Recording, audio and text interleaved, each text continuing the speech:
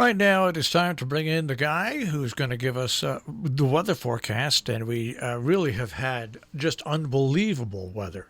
And it's been cool or chilly in the morning, but beautiful during the day. Here is cool morning, beautiful day, Pat Pagano. Good morning, Pat. And good morning. Yep. And no surprises on the weather map, so I'm happy about that. You must have had a busy weekend. Oh, very busy weekend. I kind of was thinking about you. Said poor Marshall with all the news breaking over the weekend. I said Marshall's got to be going nuts. But I'll tell you what was very upsetting to me was hearing yesterday about Alex Trebek. Well, I was going to say that there was something bad there. Of course, that was horrible to hear. But the great thing about it was it broke through all the election coverage. Yes. And finally, we started hearing other news. I mean, finally, we started hearing again about COVID. And finally, we started hearing other news. But here's the thing to think about Alex Trebek, and it's pretty amazing when you're a game show host and you become not only famous but respected. There's only a few game show hosts that have managed to do that. I mean, there's a lot of names you remember, but when you think of game show hosts, and there's a true respect with the incredible job they did, and what they added to the value of life by being on television, Alex Trebek is right up there. I mean, he always kept his cool. People liked him on set, off set, meeting him. He was one of those hosts that was very visible, but also let the contestants shine. And he battled prostate cancer, stage 4, with class and dignity. And he had an interview with NPR about 8 months ago. And they asked him about his life, and he said, "Listen, I'm going to be 80 years old. I've had the most wonderful job, everything in my life has been fantastic." And he says, and at 80 years old, it's not like, he said, if I were 29 and I'd tell you I'm going to fight like hell. He said, but I'm 80 years old and I can't fight like hell, and I'll accept what's coming to me. He said that almost 8.5 months ago. But so it's hey, 80 years old, he had a great life. He affected a lot of people, and God bless him, really. He was like a part of. I know for me, he was part of my dinner table every single night. I admired him because I just said it takes a lot of talent. He seemed, number one, knowledgeable. Number two, he was able to pronounce a lot of those real hard clues and answers on Jeopardy. And and he was just overall just a very likable guy.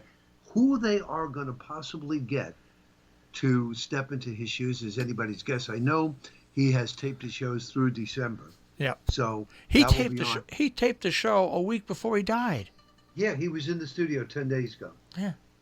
10 days ago. But when you think of people like that, and I know this is crazy, but they transcend. It's like Bob Barker. He hosted Truth or Consequences. The show was and what else did he host? The one on CBS, Bob Barker, where you can win all those prizes. Well, anyways, Truth or Consequences, something like that. That was one of the shows. Let's Make a Deal. He hosted anyway, but because he used his fame for animals and stuff like that. And certain people in certain areas of entertainment transcend what they're doing. They're not just game show hosts. There's very few that you can name like that, but Bob Barker and Alex Trebek were two that just at the absolute top of their game for how many years? 30 each one had a run of 35 to 40 years. My God, on TV. Mm-hmm. With changing demographics. I found that's just amazing. I agree. I totally agree. So, like you said, God bless him, and hopefully, his family was ready. They were all there on his side. So, I think that was pretty incredible, and so much for that.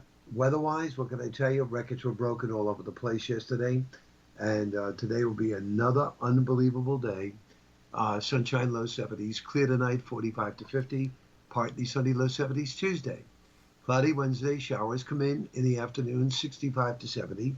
The showers will taper off Thursday afternoon, 60 to 65, and Friday ends quiet with some sunshine and highs, low 60s. Not a bad week. No, I just get this terrible feeling that we're gonna pay for it.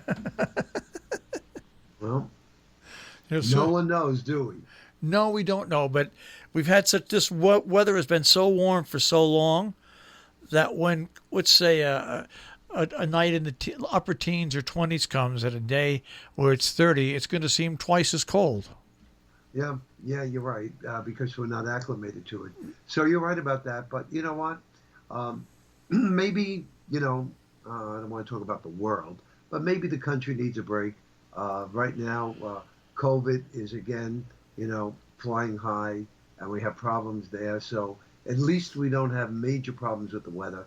Although Ada is affecting Florida, it will be moving into the Gulf, and after that, it may spin around and hit northwestern Florida again. So we'll have to see what happens with Harvey. It's not a horror, she. We'll have to see what happens with it because really the steering currents in the Gulf of Mexico are very weak.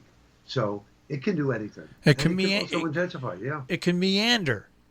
Meander, that's what we said, meander. Meander is a great word. It's the story. It's the word of my life. Meander. I've been meandering for 68 years. Sorry to hear that. No, it's not a bad thing to meander. You go a little bit this way, you go a little bit this way, you go a little bit this way, and sooner or later you look around and you're back where you started. Yeah, exactly. Yeah, I try not to get into that kind of a cycle. Well, I don't know. If you can do it successfully, it's a good thing. Yeah, and we know a lot of people who have. Yeah. If you can stay under the radar, it's a very good. It's a very good thing. I was talking with one of the friends that we met on the cruise last year, who's down in New Orleans, and I mean, I guess these are the things you don't hear about, but he had told me that he had lost 10 friends to COVID so far, and he said his family. 4 or 5 members of his family had COVID, but thank God they made it through with not a problem. But he said down in New Orleans, he said there people are getting COVID by at least 1,000 per day.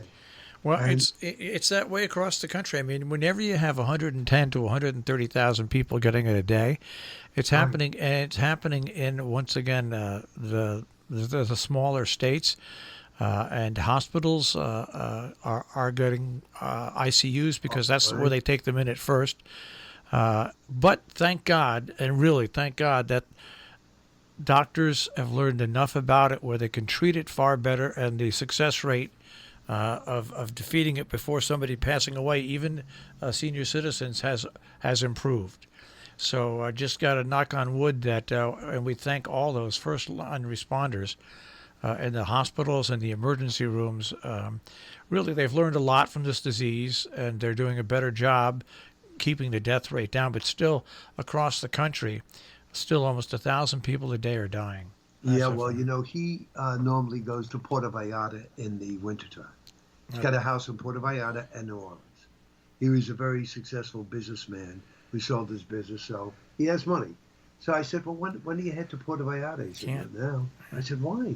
He said, it's terrible there in Mexico. I said, why? He goes, the hospitals are jam-packed. He said, COVID there is worse than it is here. These are the things we haven't heard. Yeah. I haven't heard. I don't know if you did. I said, you're kidding. He goes, absolutely not. He says, so you don't want to go to Mexico and get sick. That's for sure. All right, now here's a bit of news that's going to be great. My buddy Bob Reamer, who is a big Donald Trump supporter, is going to find this a little humorous what I got to say, or else he's going to come and beat me up after I leave. The stock market futures this morning are up 1,200 points. 1,200 points. See, the stock market. First of all, it's not a great indicator of the economy. It's an indicator of how big business and stuff is doing, but it's not really an indicator. But the stock market loved Donald Trump. Okay, they did. But now that they've got a new person in there, okay, we're going to love the new person as well. They're just a bunch. They're just a bunch of leeches. The stock market, really. Well, who cares? Who cares what they are as long as it goes up? I That's just, all I care. I mean, when Hillary Clinton lost to Donald Trump, I'll never forget on election night, the stock market as she was losing was going down, down, down, down. When Donald Trump was announced the winner, stock market shot up by about 800 or 900 points. Incredible, right? They just Incredible. they just get behind who's ever there. Well, That's anyways, fine with me. well, Pat, we'll see what happens tomorrow with this boring forecast that we absolutely love. Yes, enjoy it again. A beautiful day. Everybody be safe, but I'll see you in the morning. All right, take care, Pat. Bye-bye. Pat Pagano this morning in the Weather Center with a check on the tri-state forecast.